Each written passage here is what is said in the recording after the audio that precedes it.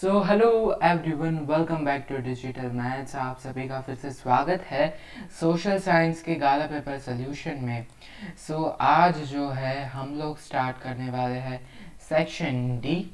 सो बिना किसी देरी के चलिए शुरू करते हैं।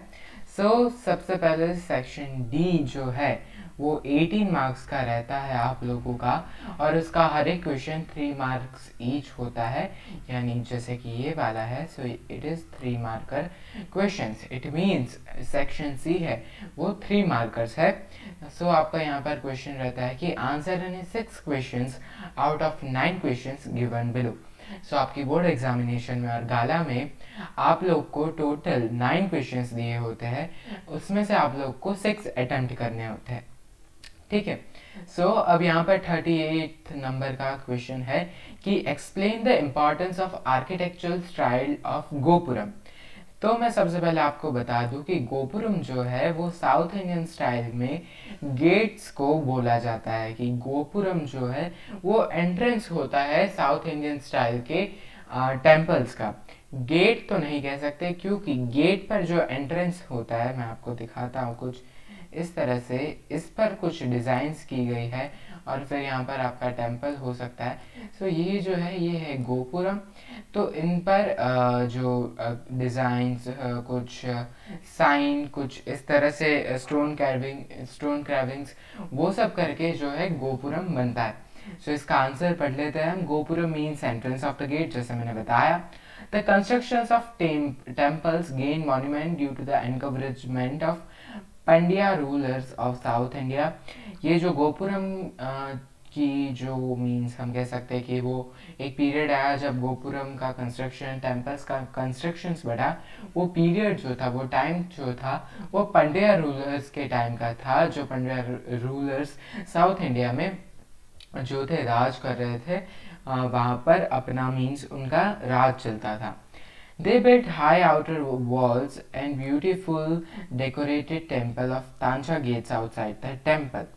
जो पांड्या रूलर्स है उनके टाइम पे जो है कि अच्छी अच्छी आउटर वॉल्स भी बनी है। डेकोरेट उस टाइम पे ऐसा कुछ था नहीं कि आप किसी भी चीज़ से, फ्लावर्स से, इतने सारे फ्लावर्स से भी कहाँ लाना। और ऐसा भी कोई अच्छा कलर नहीं था, हमें पता भी नहीं था कि इतने दूर कुछ मिलेगा भी या नहीं। तो उनके पास जो चीज़ अवेलेबल थी उनसे वो बनाते थे। The gates of this temples are known as gopuram. फिर ये जो तांजा गेट्स है, उन गेट मीन्स तांजा के जो गेट्स है उसे गोपुरम कहा जाता है। ठीक है।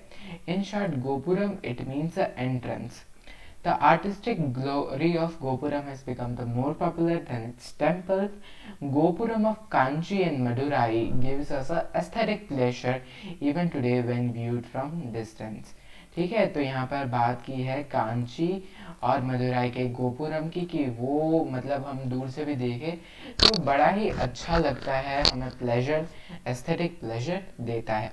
Let's move further. 39th one, explain town planning in ancient India. Town planning हमें समझानी है कि टाउन प्लानिंग क्या होता है। The people in Indus Valley Civilisation in general, Mohenjodaro in particular were ahead of their times in respect of town planning. The towns were divided into 3 sections. Towns जो थे वो 3 सेक्शन में डिवाइडेड थे, कि citadel forts of rulers, house of administrative officials on the upper part of the town, which was safe and well protected. The houses had 2 to 5 rooms. मैं सबसे पहले आपको बता दूं कि ये जैसे कि ये है कोई भी टाउन, राइट। अब वो जो है वो 3 सेक्शंस में बटे होते हैं। अब एकदम हाई पॉइंट पे जो है बड़ी ही अच्छी सिक्योरिटी के साथ ये जो है ये सिटाडल फोर्स ऑफ रूलर्स होगा। ये जो होगा वो फोर्ट होगा। ठीक है। फिर एडमिन मीन्स वर्कर्स, मतलब एडमिनिस्ट्रेटिव ऑफिसर्स होते हैं, फिर वो उन लोग का होता है। ठीक है। और लास्ट में जो होता है वो कॉमन पीपल के लिए होता है। ठीक है। और अप्रॉक्स जो हाउसेस होते थे एडमिनिस्ट्रेटिव ऑफिशियल्स के, उन हाउसेस में 2 to 5 रूम्स होते थे, 2, 3, 4, 5 कितने भी रूम्स हो सकते थे, बट मैक्सिमम सिस्टम जो थी वो 2 to 5 की थी, एक नहीं होता था या 6 नहीं होते थे, ठीक है। The third means residence for the common people are the lower part of the town, मतलब अपर टाउन जो होता था वो सटारी एज अ फोर्ट होता है। जैसे कि आपने कार्टून मूवीज में देखा होगा, let me take the example of Chhota Bheem, very famous cartoon. वहाँ पर आपने देखा होगा कि एक पर्वत था, उसके ऊपर सिटाडेल और वो सब था, राइट, फोर्ट था। नीचे जो कुछ सेफ एरिया था वहाँ पर एडमिनिस्ट्रेटिव सिस्टम वाले लोग रहते थे, एडमिनिस्ट्रेटिव ऑफिशियल्स रहते थे, और लास्ट में जो था वो कॉमन पीपल अपना छोटा सी झोपड़ी में, मीन्स कॉमन पीपल यानी lower caste. The houses is the part were constructed with handmade bricks. सबके ऐसा नहीं था कि सबकी कोई प्लास्टर वास्टर, उस टाइम पे ऐसा कुछ था नहीं, सबके हाउसेस थे वो हैंडमेड ब्रिक्स, ऐसे रेडीमेड ब्रिक्स नहीं, हैंडमेड ब्रिक्स से बनते थे। The town was fortified and the town had well plan road, systematic drainage system, public baths and means पूरा टाउन जो था वो एकदम अच्छे से था, मतलब 90 डिग्री पे, ये जैसे कि इधर है रोड वगैरह, मतलब एकदम अच्छी सी सिस्टमैटिक ड्रेनेज सिस्टम भी थी। ये था आपका 39 नंबर का answer. Let's move further guys. ये है discuss the difference between economic growth and economic development. हमें यहाँ पर जो है 40 नंबर के क्वेश्चन में, 40 नंबर के क्वेश्चन में हमें यहाँ पर पूछा है इकोनॉमिक ग्रोथ और इकोनॉमिक डेवलपमेंट के डिफरेंस के बारे में। सबसे पहला डिफरेंस आता है on the basis of development process. Economic growth या इकोनॉमिक डेवलपमेंट जो है वो डेवलपमेंट प्रोसेस में किस तरह से उनका डिफरेंस होता है। So let me read. Economic development is a qualitative while economic process is quantitative, ठीक है। इकोनॉमिक डेवलपमेंट जो होता है वो क्वालिटेटिव होता है और इकोनॉमिक प्रोग्रेस जो है वो क्वांटिटेटिव होता है। Economic development is first stage while economic progress is second stage. कभी भी आपको इकोनॉमिक मीन्स आपको कोई भी डेवलपमेंट करना हो, सबसे पहले आप उस डेवलपमेंट में स्टार्ट करते हो, तब भी उसका प्रोसेस होता है, right.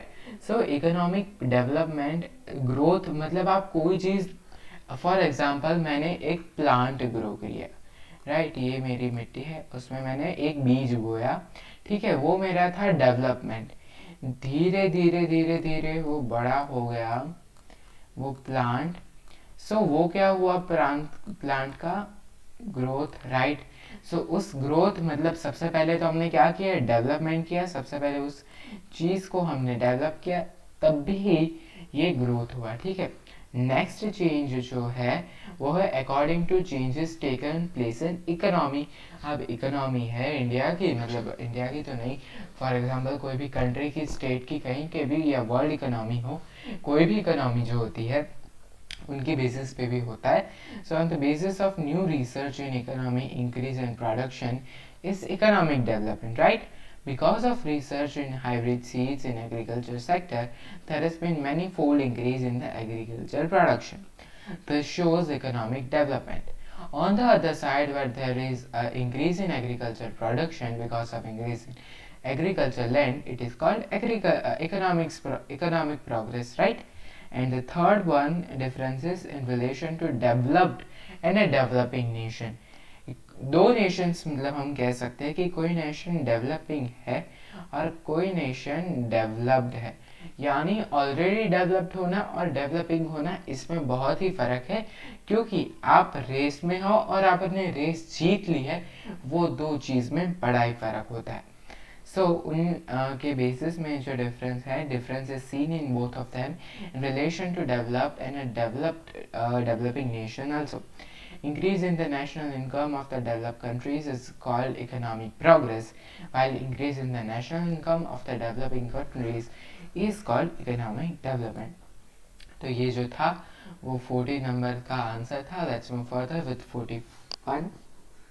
Explain the following terms। यहाँ पर हमें कुछ टर्म्स दी है, तो ड्राई फार्मिंग, ड्राई फार्मिंग जो वो है कि मतलब जहाँ पर इरिगेशन की फैसिलिटीज़ कम होती है,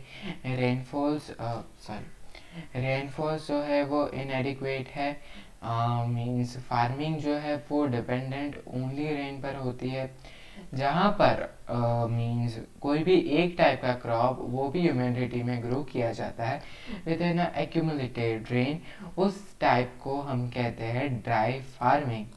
crops like jowar, millet, pulses which require less water. Dry farming यानी ये कि जहाँ पर बारिश के पानी से ही सिर्फ और सिर्फ खेती बाड़ी की जाती है, जहाँ पर सिर्फ और सिर्फ रेनिंग से ही जो है फार्मिंग होता है, उस टाइप की फार्मिंग को हम ड्राई फार्मिंग कहते हैं। अब वो तरह की फार्मिंग ऐसी मतलब एक ही क्रॉप होता है जो है ज्वार, मिलेट, पल्सेस, वैसे सारे क्रॉप्स जो बहुत ही कम पानी कंज्यूम करते हैं, उन्हें ग्रो करना बहुत ही इजी है। In Gujarat, wheat and gram were grown in the humid soils after the monsoon is over. Gujarat में wheat और ग्राम ग्रो होते हैं ह्यूमिड सॉइल्स में मानसून के बाद। ओके, इंटेंसिव फार्मिंग जो है वो क्या होता है? So intensive farming is a mechanised way of farming through utilization of increased irrigation, use of chemical fertilizer, insecticides, other mechanical equipments. Cash crops grow more in this type of farming. The per hectare production has increased very much here, and the area sown under this crops has increased as more important in given to economic returns in the type of farming. It is known as also commercial farming यानी intensive farming यानी farming which is mechanized way, बहुत कम मेहनत की जाती है, right? Okay, उस type की farming को इंटेंसिव। आप इस डेफिनेशन को मीन्स एक बार पढ़ेंगे, लर्न करेंगे तो भी आप समझ के लिख पाएंगे। The third one is Zaid crop. So Zaid crop मैं आपको बता दूं कि समर सीजन के टाइम पे जो भी क्रॉप्स ड्यूरिंग समर सीजन जो भी क्रॉप्स ग्रो होते हैं उसे जैद क्रॉप्स कहा जाता है। Example watermelons, vegetable, cucumbers. ठीक है, यूजुअली बहुत सारे वेजिटेबल्स समर टाइम पे यानी जैद क्रॉप है। Okay, let's move for the 42। Right note on Takshashila university. मैं आपको बता दूं तक्षशिला जो है वो एक बहुत ही बड़ी यूनिवर्सिटी थी which was located near Rawalpindi in the present day Pakistan, right. ये जो यूनिवर्सिटी थी वो रिनाउंड सेंटर ऑफ एजुकेशन था। कौन से टाइम पे? तो 7th सेंचुरी में।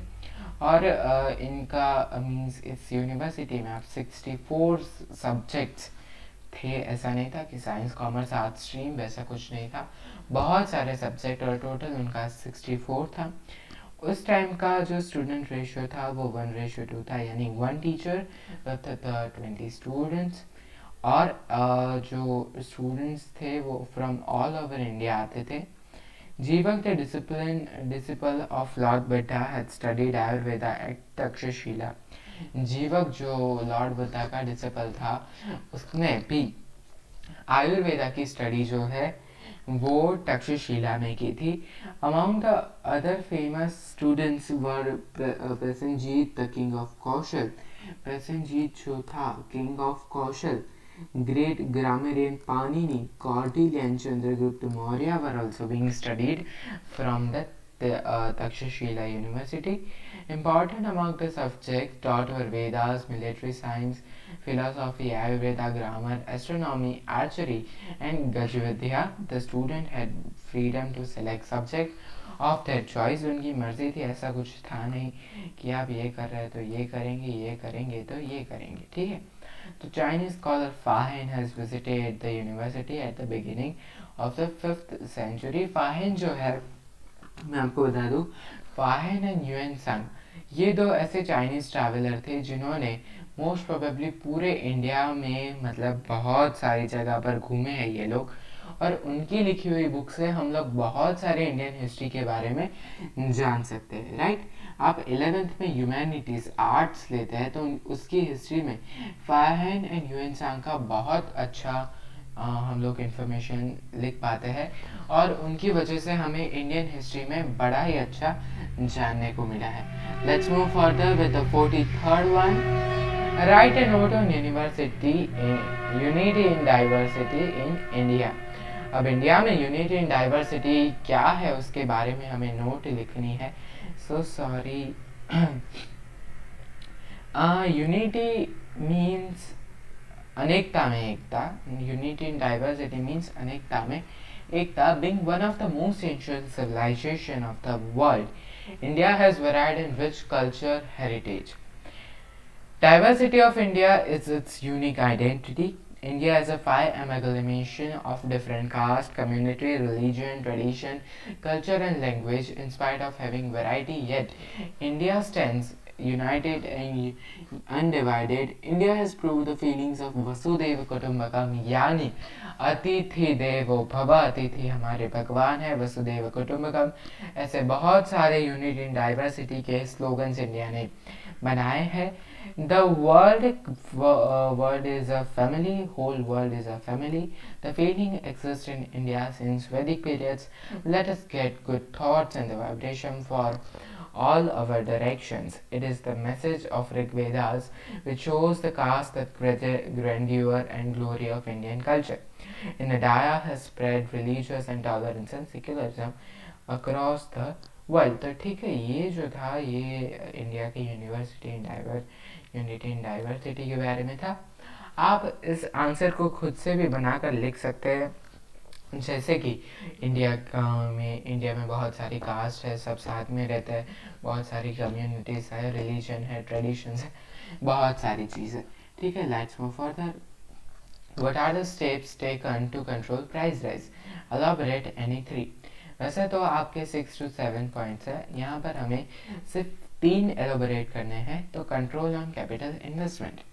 In order to see that capital investment behind unuseful and it was my mistake, luxury item reduce license or permit system is implemented and government encourages such type of capital investment in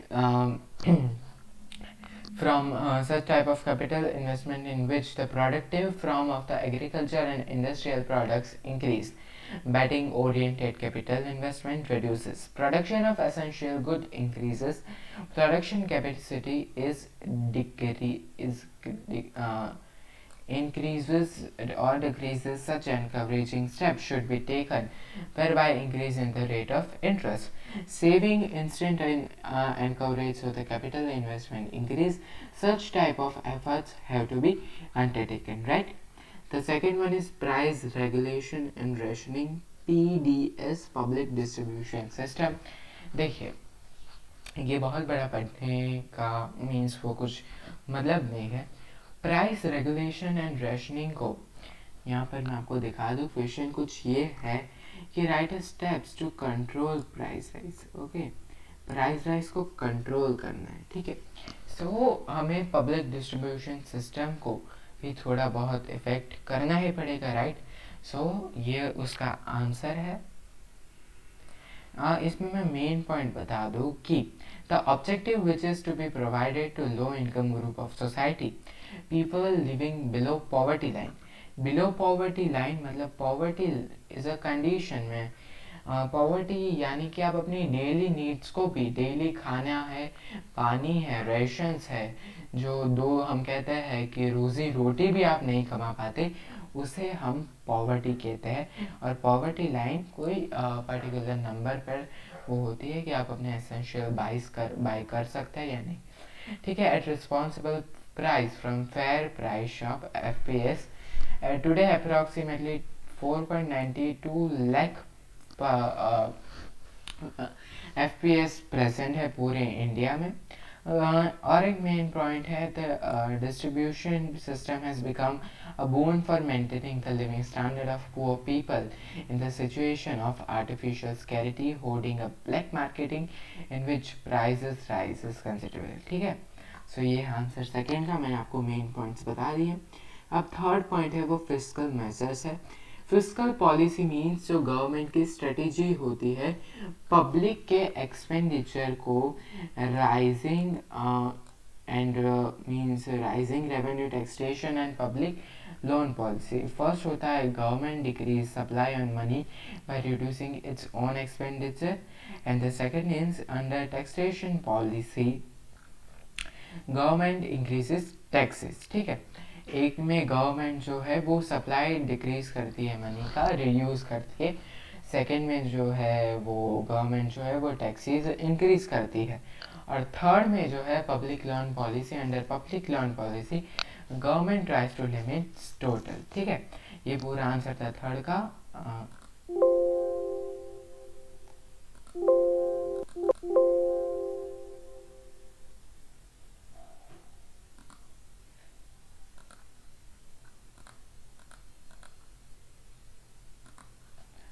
ये जो answer था वो था third का. Explain, तो ये जो पूरा आंसर था वो थर्ड था, राइट. ओके, ये जो था वो थर्ड था. Let's move further. ये जो है explain the concept of sustainable development. Sustainable development according to means बहुत सारे साइंटिस्ट और डेफिनेशन के बाद हम सस्टेनेबल डेवलपमेंट को जाने.